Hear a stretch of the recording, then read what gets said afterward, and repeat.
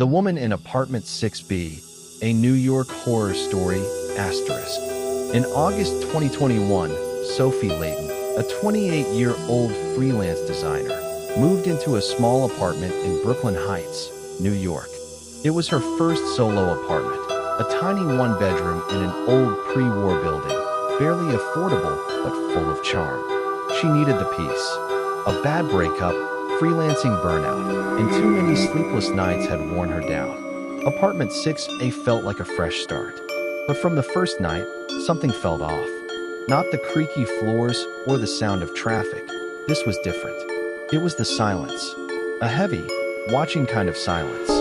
And it always seemed to come from across the hall, apartment 6B. The door to 6B was always shut. The peephole covered, its mailbox overflowing.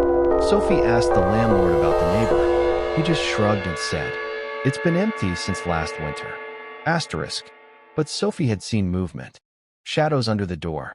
A light flickering at night. And one time, she was sure she heard whispering. But the language made no sense. It wasn't English. It wasn't human. 2 weeks later, Sophie was reviewing a photo she'd taken of the sunset from her window.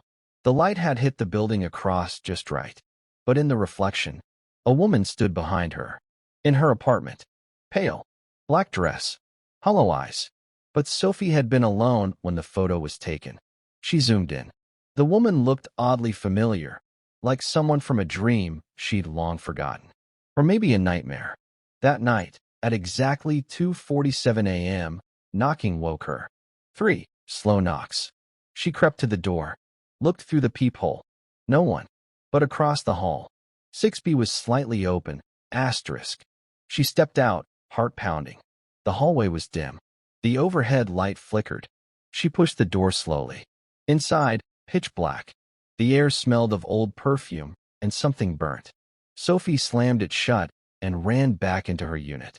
The next day, she dug through public records. Margaret Ellis. Asterisk, that was the name. The last known tenant of apartment 6B. A reclusive violinist who vanished in 1976. No witnesses. No clues. Just gone. Neighbors had complained of strange music, crying, and screaming before she disappeared. Since then, every tenant who tried to live in 6B left within weeks. One even jumped from the roof.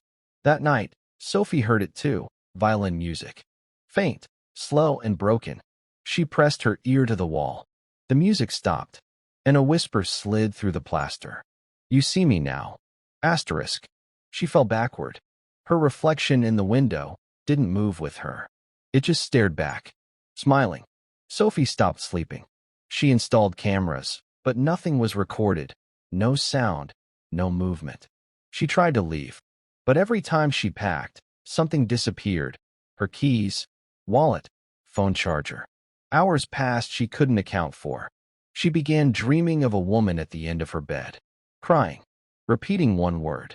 Listen. Asterisk.